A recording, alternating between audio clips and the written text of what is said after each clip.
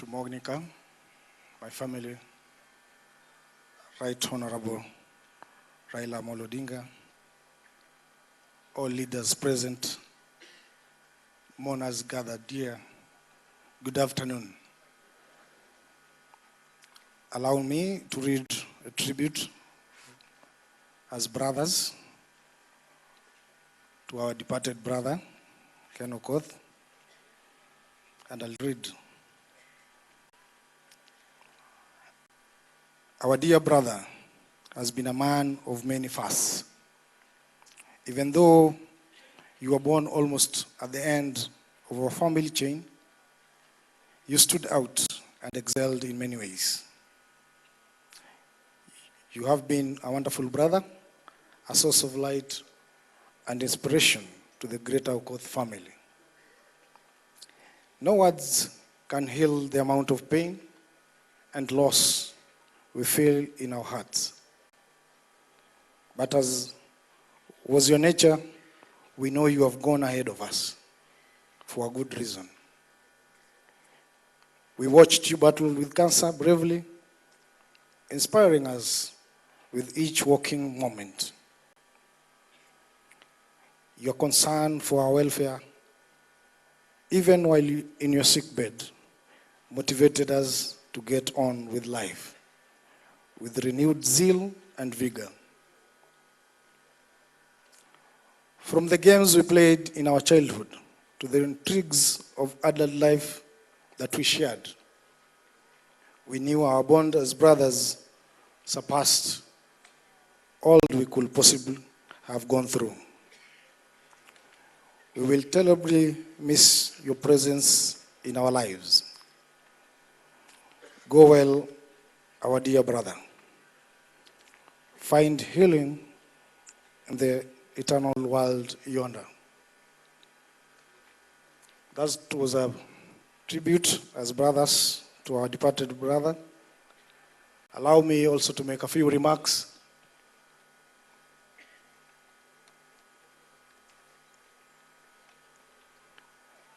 October 2017 will be a month that will remain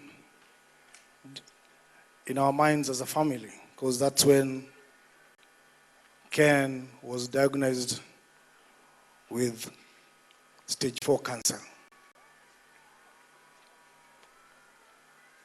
Ken first broke the news to me. I know all of you remember during the famous maandamano moments in our history. Ken will attend the maandamanos, but also go to the hospital for checkup. He was never feeling well.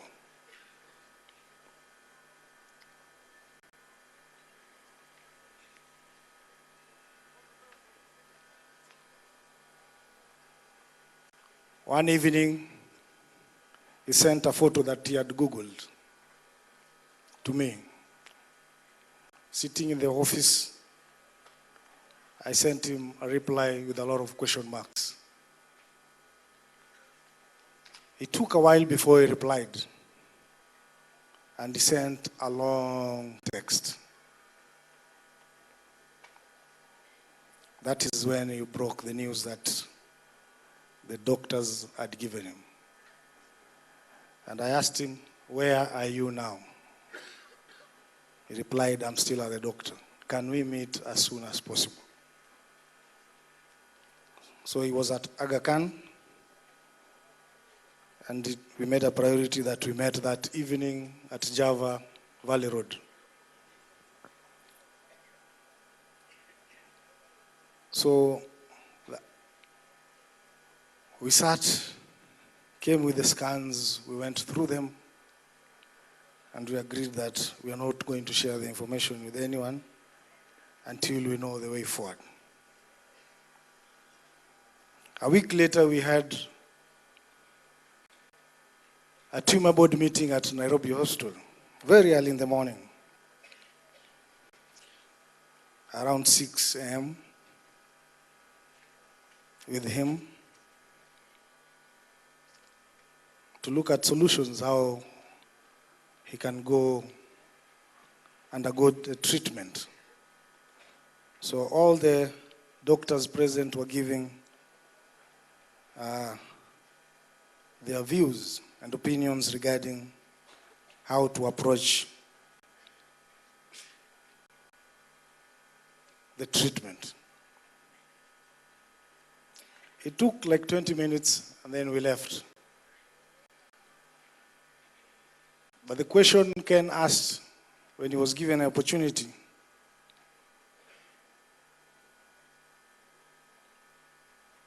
how long do I have to live? That was the question Ken asked. Sitting next to him, I laughed.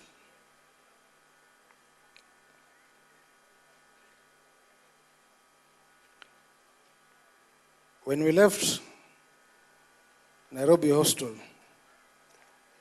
Ken was heading to other meetings. Imagine you've been told you have stage 4 cancer, but you're still passionate serving the community. He was having another meeting along Gong Road, and he came for that meeting.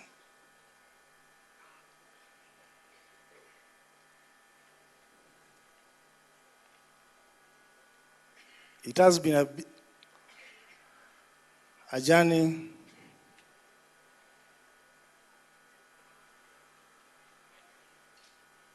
with ups and downs.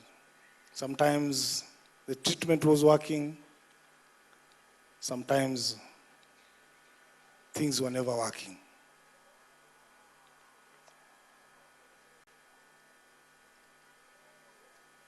I want to take this opportunity to thank one of Ken's friends from nursery school, to primary school, to high school, and again met in the US and lived there. Robert Ratemo. That was the second person Ken informed, and immediately organized for Ken's ticket to the US from his pocket. And Ken had to fly out beginning of November.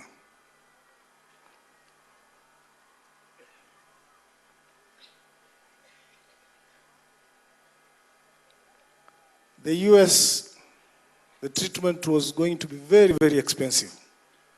And Ken, coming from a very humble family, again, we could not afford that. We could not. So we had to look for other alternatives, coming back to Europe. So there was 2 options, either going to Netherlands or France, and Ken chose France. Ken flew back to Europe, France, for this treatment.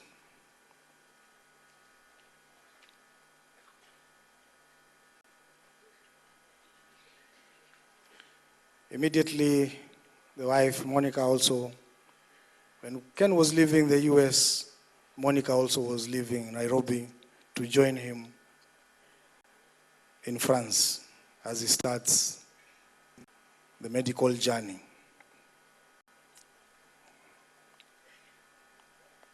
It was rough. I remember Monica calling me on our way to the airport, and me, I was on my way home.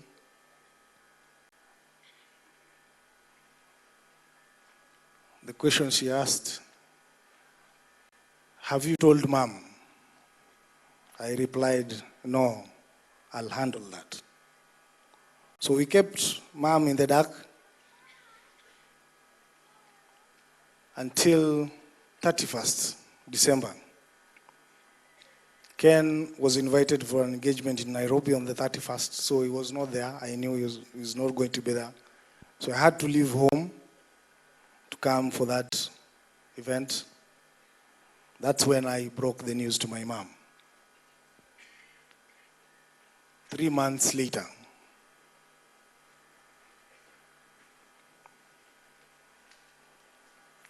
My mom is a very strong lady because she brought us up, 6 siblings, 1 sister and 5 boys. It needs a very tough lady to bring up 5 boys.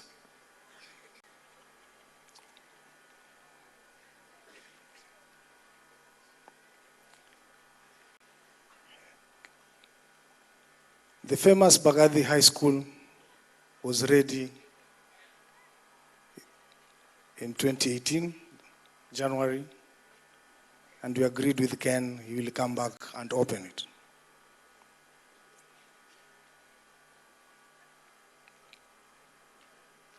When he came back, that's when he disclosed the information to a very few of his colleagues again.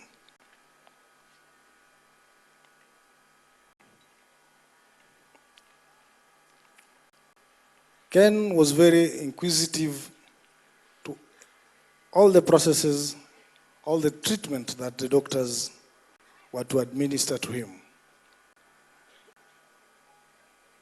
And he'll share the same in our WhatsApp group as a family. We are 4 of us, my elder brother and our last born. So we walked with him through that journey. Every week, he will update us. Ken had friends all over.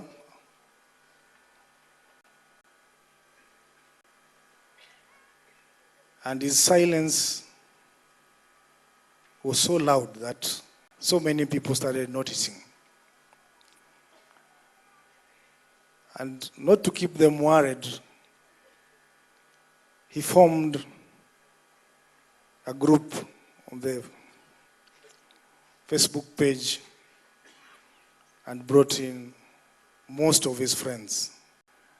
And he'll always update them on his medical journey.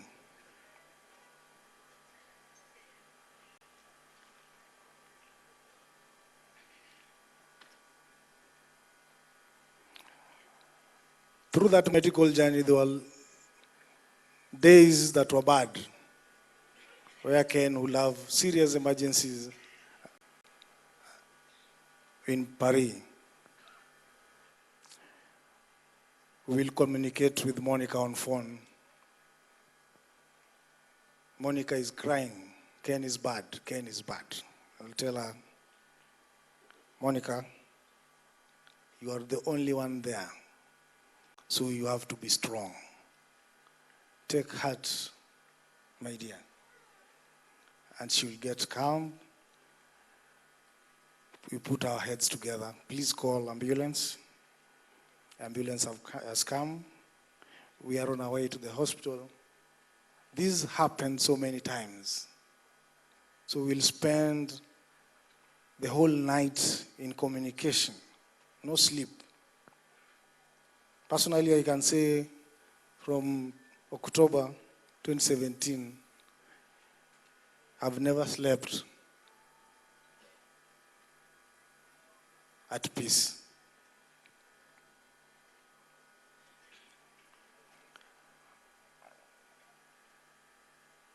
This month, last month, that is, we are in August already, Ken said he was coming back. So he came back on 5th. And again, we didn't have local doctors here. So we had to arrange for another board meeting so that we have local doctors here. So we went with Monica for that board meeting. And Ken stood up. He was given an opportunity. Ken took the doctors through the treatment he has undergone in France. And Ken used the terms, medical terms, that even the doctors were amazed. And he knew even the amount of drugs he was being given.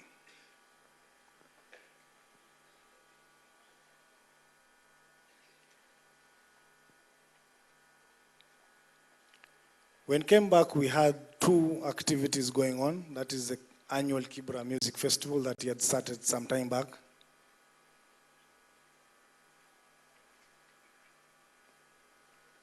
And we agreed that he wouldn't come for the event because he was weak.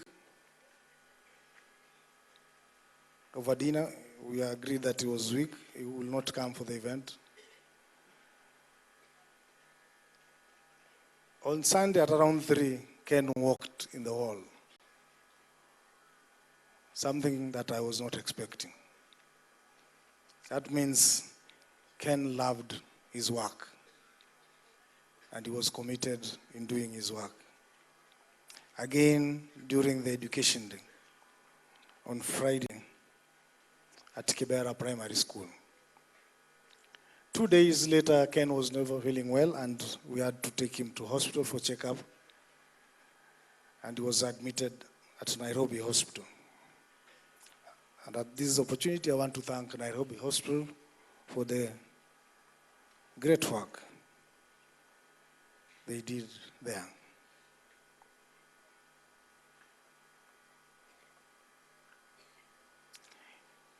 Ken was discharged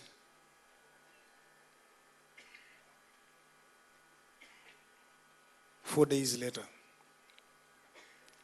and was supposed to come for daily checkups for another 4 days, every day in the morning. So he finished the last trip on Monday. So Ken was supposed to rest on Tuesday, Wednesday. And on Thursday, we were supposed to have an appointment at 10 a.m. and another one at 2:30 p.m. But on Wednesday night, Monica, the wife, realized that Ken was not well. So in the morning, she rushed him to the ER section at Nairobi Hospital. So Ken spent the whole day there, and in the evening he was admitted. So I was with him from around 5 to 6:30, and I told him, I have to leave, but I'll come back. We have a close family friend that has passed on, and I'm the transport manager. I have to go there. So I'll come back. Ken was well. On my way back, I called Monica and told her I'm on my way. On reaching Nairobi Hospital,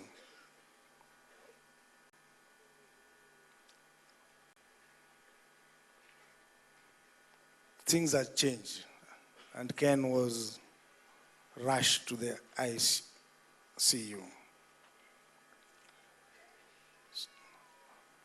Advised to come tomorrow morning, the following day, that was on Friday.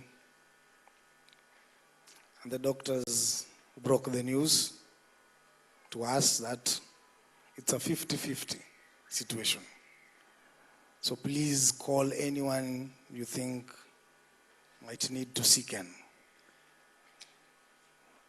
And we did it.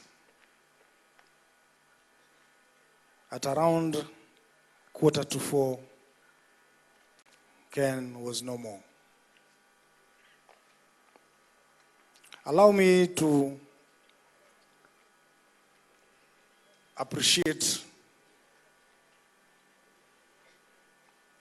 Right Honorable Raila Amolo Odinga for being with the family during these trying times. And for the last 5 days, he's been involved in the planning of the send-off. To the ODM family, we thank you for giving Ken an opportunity to serve Kibra under your party. To Parliament and liaison staff, Ken could have not gotten the best medical attention without your support. I repeat, to Parliament as a family, we really appreciate you standing with Ken during this difficult time.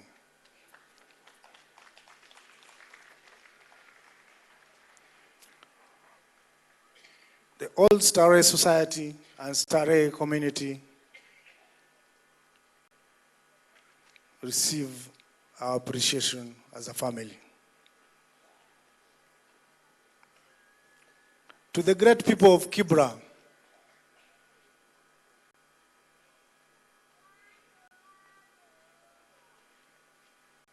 asanteni sana kwa kumpa ndugu yangu, mtoto wetu,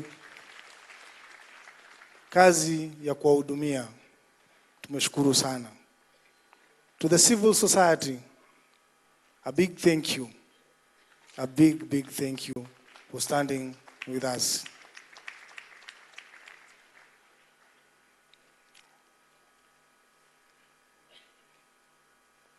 To the Kibra NGCDF committee, asanteni sana. Without you, again, Ken could have not achieved much. To the staff, wherever you are, please stand. To the staff that worked under Ken, please stand wherever you are. Without you, again, Ken could have not achieved much. Asanteni sana.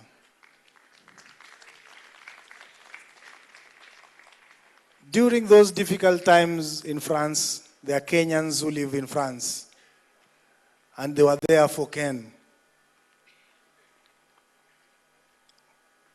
I want to thank the Kenyan embassy in France for the good work they did, and also our friends to Ken. Imagine keeping Monica company all night in the corridors of the hospital. Si kitu kidogo. We really, really appreciate that.